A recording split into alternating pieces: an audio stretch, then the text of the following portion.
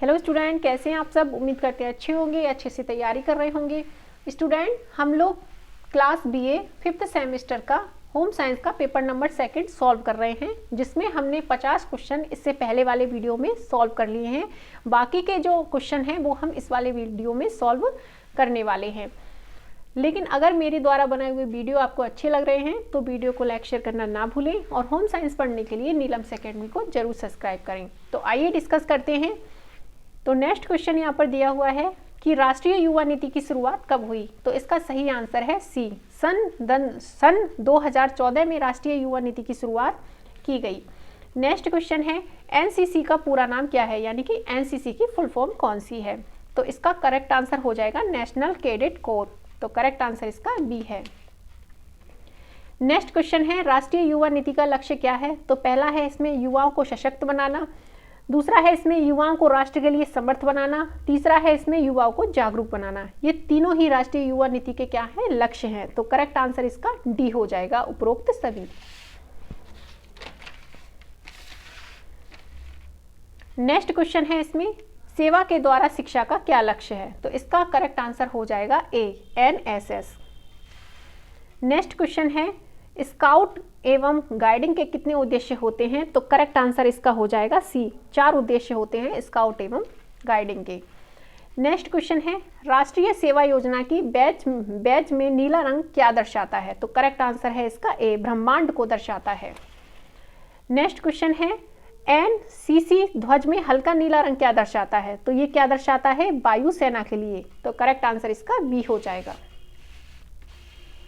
Next question है युवा मामले और खेल मंत्रालय की शुरुआत कहाँ की गई। तो इसका करेक्ट आंसर है बी, नई दिल्ली में। नेक्स्ट क्वेश्चन है स्काउट एवं गाइडिंग का आदर्श वाक्य क्या है। तो इसका करेक्ट आंसर है ए, तैयार रहें। नेक्स्ट क्वेश्चन है नेहरू युवा केंद्रों की स्थापना किस वर्ष की गई। तो इसका करेक्ट आंसर है ए, यानी कि 1972 में नेहरू युवा केंद्रों की स्थापना की गई। करेक्ट आंसर इसका ए हो जाएगा। नेक्स्ट क्वेश्चन है प्रधानमंत्री कौशल विकास योजना देश में कब से शुरू की गई। तो इसका करेक्ट आंसर हो जाएगा बी, सन 2015 और 16 में प्रधानमंत्री कौशल विकास योजना की शुरुआत देश में की गई। नेक्स्ट क्वेश्चन है राष्ट्रीय युवा नीति सन 2014 में प्राथमिकता विकास के कितने क्षेत्रों की पहचान की गई। तो नेक्स्ट क्वेश्चन है वो करेक्ट का आंसर है इसमें बी, यानी कि 11 क्षेत्रों को प्राथमिकता दी गई। नेक्स्ट क्वेश्चन है इसमें गैर सरकारी संगठन का अर्थ होता है। तो पहला है इसमें सामाजिक कार्यकर्ताओं का संगठन, दूसरा है इसमें स्वयंसेवी संगठन, तीसरा है इसमें बुद्धिजीवी संगठन।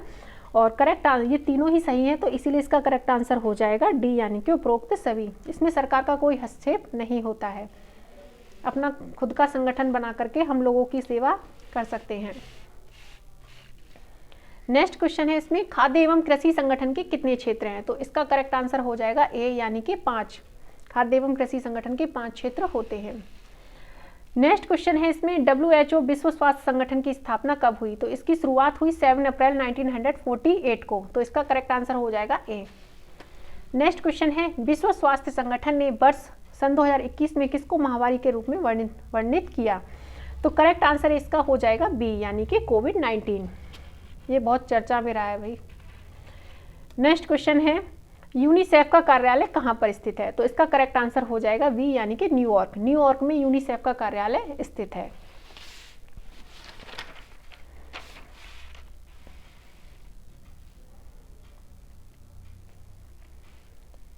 हेल्प एज इंडिया किस प्रकार की संस्था है। तो इसका सही आंसर हो जाएगा डी, यानी कि गैर सरकारी। ये सरकार इसमें कोई भी हस्तक्षेप नहीं करती है। तो हेल्प एज इंडिया कैसी संस्था है, गैर सरकारी संस्था है। करेक्ट आंसर इसका डी हो जाएगा। नेक्स्ट क्वेश्चन है संयुक्त राष्ट्र विकास कार्यक्रम की स्थापना किस वर्ष में हुई। तो इसका करेक्ट आंसर है ए, यानी कि 1965 में संयुक्त राष्ट्र विकास कार्यक्रम की स्थापना की गई। नेक्स्ट क्वेश्चन है वैश्विक पोलियो उन्मूलन की पहल किसने की।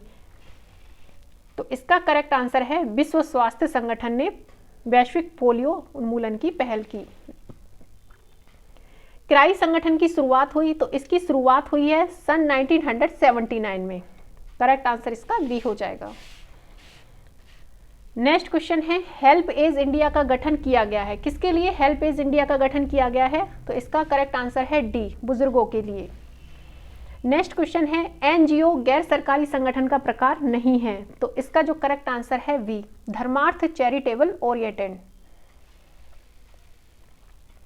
नेक्स्ट क्वेश्चन है यूनेस्को का उद्देश्य है, तो पहला है इसमें गुणवत्तापूर्ण शिक्षा प्रदान करना, दूसरा है इसमें निरंतर विकास, तीसरा है इसमें परस्पर संवाद एवं शांति की प्रवृत्ति में बढ़ोतरी करना।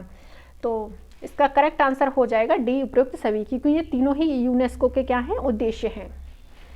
नेक्स्ट क्वेश्चन है क्राई संस्था किससे संबंधित है, यानी कि क्राई संस्था किसके लिए कार्य करती है? तो ये कार्य करती है बच्चों के कल्याण के लिए, बच्चों के हित को ध्यान में रखते हुए क्राई संस्था क्या कर रही है, कार्यों को कर रही है। करेक्ट आंसर इसका ए हो जाएगा।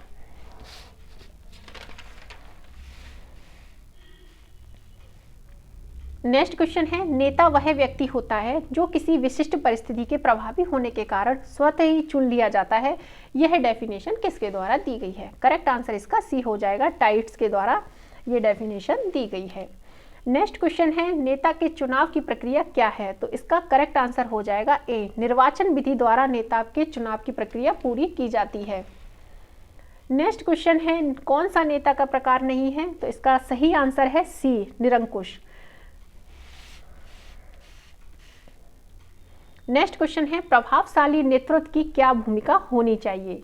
तो पहला है इसमें दूरदर्शिता, पहला है इसमें दूरदर्शिता, दूसरा है समायोजन, तीसरा है निर्णय क्षमता। ये तीनों ही प्रभावशाली नेतृत्व की भूमिका होती हैं, तो इसीलिए करेक्ट आंसर इसका डी हो जाएगा, उपयुक्त सभी। नेक्स्ट क्वेश्चन है नेतृत्व की वह विशेषता जो दूसरों के विचारों, राय आदि को ध्यान में रखती है, वह कौन सी है? तो करेक्ट आंसर इसका डी हो जाएगा, जन उन्मुख। नेक्स्ट क्वेश्चन है नेतृत्व के सिद्धांतों की संख्या बताइए। तो इसका सही आंसर है डी, यानी कि 5। नेक्स्ट क्वेश्चन है जो समाज का नेतृत्व करता है वह है, तो इसका करेक्ट आंसर हो जाएगा वी, नेता। नेता क्या करता है? समाज का नेतृत्व करता है। नेक्स्ट क्वेश्चन है एक कुशल ग्रामीण नेता की कौन सी विशेषता नहीं होनी चाहिए? तो इसका करेक्ट आंसर है वी, यानी कि विषय विशेषज्ञ। जरूरी नहीं है वो विषय विशेषज्ञ हो, एक अच्छा आदेशकर्ता होना चाहिए। लीडरशिप की क्वालिटी कैसी होनी चाहिए? एक अच्छा आदेशकर्ता होना चाहिए, मित्रवत स्वभाव का होना चाहिए, स्वस्थ मस्तिष्क वाला होना चाहिए। तो एक कुशल ग्रामीण नेता कैसा होना चाहिए? ये तीनों ही बातें उसमें देखने को मिलनी चाहिए। नेक्स्ट क्वेश्चन है समस्या किस क्षेत्र से संबंधित होती है?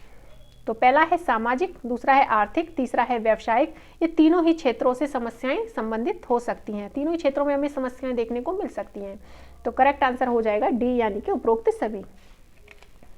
नेक्स्ट क्वेश्चन है समाजमिति ग्रामीण नेतृत्व की किस प्रक्रिया में सम्मिलित होती है? तो पहला है इसमें विकास, दूसरा है इसमें चुनाव, तीसरा है इसमें ट्रेनिंग यानी कि प्रशिक्षण। तो तीनों ही इसमें सम्मिलित होते हैं, तो करेक्ट आंसर इसका डी हो जाएगा, उपरोक्त सभी। नेक्स्ट क्वेश्चन है सेट रसन के अनुसार नेता का प्रकार क्या है? तो करेक्ट आंसर इसमें हो जाएगा डी, व्यावसायिक नेता, प्रत्यक्ष संपर्क, तीसरा है इसमें राजनीतिक एवं सैनिक नेता। ये तीनों ही नेता के प्रकार होते हैं सेट रसन के अनुसार, तो करेक्ट आंसर इसका डी हो जाएगा। नेक्स्ट क्वेश्चन है नेतृत्व की आधारशिला है, तो करेक्ट आंसर है इसका डी, समूह के हित की पूर्ति व संरक्षण। नेतृत्व कैसा होना चाहिए? समूह को ध्यान में रख करके कार्यों को करना चाहिए, ऐसा नहीं है कि अपने बारे में ही सोच रहे हैं। नेक्स्ट क्वेश्चन है शिक्षा के क्षेत्र में नेतृत्व की पहल सर्वप्रथम कहाँ हुई? तो इसका करेक्ट आंसर हो जाएगा ए, अमेरिका में। नेक्स्ट क्वेश्चन है ऐसा कौन सा कार्य है जिसमें यह सोचा जाता है कि क्या करना है, कब करना है और कैसे करना है? तो इसका सही आंसर है ए, यानी कि कार्यक्रम नियोजन। जब हम प्रोग्राम की प्लानिंग करते हैं तो हम ये सोचते हैं कि हमें क्या करना है, कब करना है और कैसे करना है, तो इसी को हम प्रोग्राम प्लानिंग कहते हैं। नेक्स्ट क्वेश्चन है इसमें कार्यक्रम नियोजन का द्वितीय चरण कौन सा है? तो ये तीनों ही चरण कार्यक्रम के नियोजन से संबंधित नहीं है, तो इसीलिए इसका करेक्ट आंसर हो जाएगा डी, कोई नहीं। कार्यक्रम नियोजन का द्वितीय चरण होता है स्थिति का विश्लेषण करना। पहला होता है तथ्यों और नई सूचनाओं को एकत्रित करना, दूसरा होता है स्थिति का विश्लेषण करना। तो करेक्ट आंसर इसका डी हो जाएगा। नेक्स्ट क्वेश्चन है कार्यक्रम नियोजन प्रसार कार्यक्रम स्थिति उद्देश्यों समस्याओं तथा उनके समाधान का वर्णन है, यह किसने कहा है? तो इसका करेक्ट आंसर हो जाएगा ए, केल्सी तथा हॉर्ने।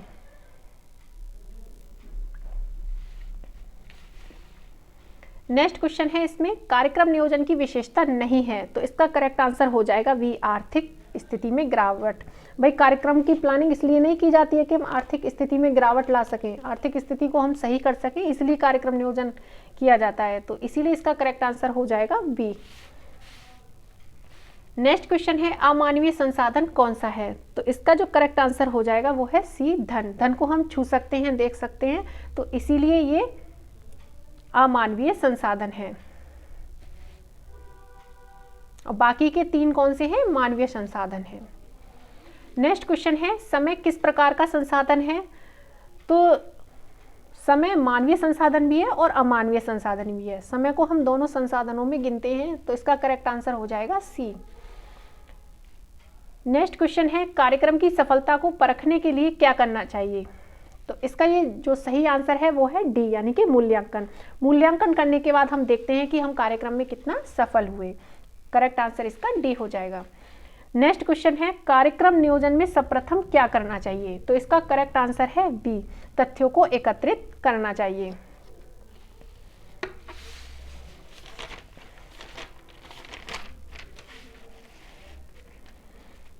नेक्स्ट क्वेश्चन है नियोजन भविष्य को पकड़ने के लिए बनाया गया पिंजरा है, यह किसने कहा है? तो इसका करेक्ट आंसर हो जाएगा ए, एलन का।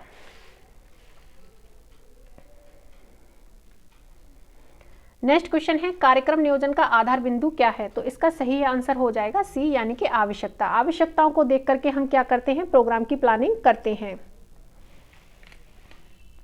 नेक्स्ट क्वेश्चन है प्रसार कार्य की समस्याओं को दूर करने की निश्चित रूपरेखा को क्या कहते हैं? तो इसका करेक्ट आंसर हो जाएगा डी, यानी कि योजना।